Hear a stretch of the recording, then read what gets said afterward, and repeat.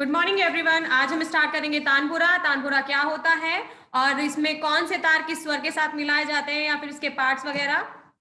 तो पार्ट्स वगैरह हम सब लोग जो नोटबुक थी उसमें सब लोग समझ चुके हैं कौन सा पार्ट क्या होता है, किस पार्ट का क्या यूज होता है। जैसे लाइक खूंटी या फिर हमारा तंबूरा या फिर ये डांड या फिर ये जो तार है, तो वो सारी चीजें हम लोग ऑलरेडी समझ चुके हैं। अभी हमें ये समझना है कि कौन सा तार या फिर किस स्वर में किस तरीके से इसे मिलाया जाता है, या फिर किस स्वर में कोई स्वर अगर वर्जित होता है तो हमें किस तरीके से दूसरे स्वर में इसको एडजस्ट करना है। तो पहले हम इसको समझ लेते हैं। तानपुरा सभी लोगों ने देखा होगा और अभी हम इसको समझ लेते हैं। जो तानपुरा है, तानपुरे में कोई सरगम वगैरह जैसे हम हारमोनियम पे निकाल लेते हैं कोई भी गीत, तो तानपुरे में ऐसा कुछ नहीं होता। तानपुरे को सिर्फ स्वरों के माध्यम से, इससे हमें सिर्फ स्वर लेने होते हैं, उसी के माध्यम से हमें गाना होता है। ठीक है। इसके बाद हम इसे देख लेते हैं। इसमें चार तार होते हैं। पहले तार को मंद्र सप्तक में मंद्र सप्तक के पंचम स्वर में मिलाते हैं। जो मंद्र 3 सप्तक होते हैं हमारे, मंद्र सप्तक, मध्य सप्तक और तार सप्तक। जो हमारा पहला तार है, पहले तार को मंद्र सप्तक के पंचम में मिलाया जाता है। ठीक है। अब ले लेते हैं दूसरा और तीसरा तार।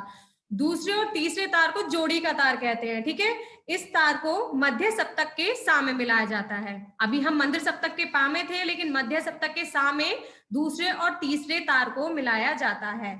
चौथे तार को मंद्र सप्तक के सा में मिलाते हैं। जो चौथा तार है उसे भी मंद्र सप्तक के सा में मिलाते हैं। तो हम इस तरीके से देख लेंगे, पा, सा और फिर सा। पहले हम पा स्वर लगाएंगे तो वो मंद्र सप्तक का, दो सा जो है वो हमारे मध्य सप्तक के हैं, और उसके बाद जो लास्ट वाला सा है जो हमारा मंद्र सप्तक का है। तो दोनों चीजें हमारी इसमें आ जाती है, क्योंकि दूसरा और तीसरा तार जो हमारे मध्य सप्तक के सा में मिलते हैं। ठीक है। अब इसमें देख लेते हैं, जहां राग में पंचम स्वर वर्जित होता है वहां तानपुरे के पहले तार को मध्यम स्वर से मिलाते हैं।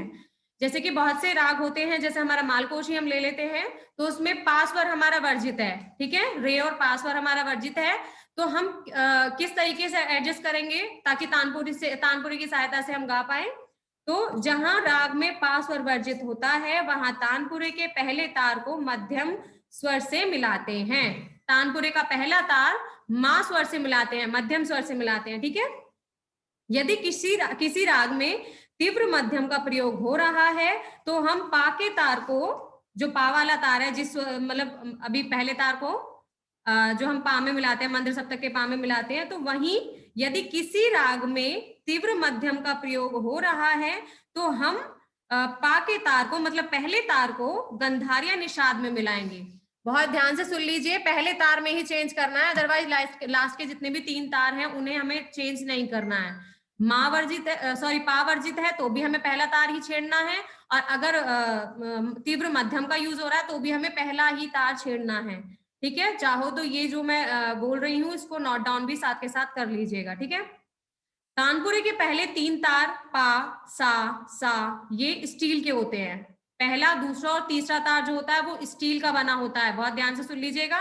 तानपुरे के पहला, दूसरा और तीसरा तार जो मंद्र सप्तक के पा स्वर में, मध्य सप्तक के दो जो तार है वो मध्य सप्तक के सा स्वर में मिलाए जाते हैं, वो हमारे स्टील धातु के बने होते हैं। ये क्वेश्चन भी बन के आ सकते हैं तुम्हारे, किस धातु में बने होते हैं, किस स्वर में मिलाए जाते हैं। ठीक है।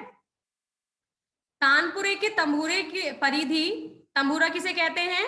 तंबूरा जो ये होता है इसको हम तंबूरा कहते हैं। ठीक है। ये कद्दू का बना होता है। यहाँ इस हमारे क्षेत्र में इसकी ऐसी खेती नहीं होती, इसके लिए एक अलग खेती की जाती है जो सिर्फ तानपुरे के तंबूरे ही बनते हैं जिस कद्दू से। ठीक है। तो तानपुरे के तंबूरे की परिधि, मतलब इसकी जो चौड़ाई और लंबाई है, ये 90 सेंटीमीटर की है। वहीं इसकी लंबाई अगर हम देखें, पूरा तानपुरा अगर हम खड़ा करके देखेंगे तो इसकी लंबाई हमारी 150 सेंटीमीटर की बनेगी। ठीक है। तानपुरा कद्दू का बना होता है, ये जो तुम्बा होता है ये कद्दू का बना होता है। उत्तरी में कद्दू के तुम्बे इस्तेमाल किए जाते हैं। उत्तरी, जो हमारा उत्तरी संगीत पद्धति है, यहाँ पर ही कद्दू के तुम्बे इस्तेमाल किए जाते हैं। दक्षिणी संगीत पद्धति में कद्दू के तुम्बे इस्तेमाल नहीं किए जाते, वहां पे लकड़ी के तुम्बे बनाए जाते हैं। ठीक है। इसमें जैसे हम यहाँ पे तारों का मिलान करते हैं, यहाँ पे हम तारों की सहायता से स्वरों को उतारते और चढ़ाते हैं। तो जो धागे की सहायता से स्वरों को उतारते और चढ़ाते हैं, तो वो जो धागा होता है उसे सूत भी कहा जाता है और उसे जवारी भी कहते हैं। अब एक जो खूंटियां होती हैं, जो हमारे तानपुरे में ये खूंटियां हम देख रहे हैं, ये 4 खूंटियां हमारे तानपुरे में होती हैं इस तरीके से।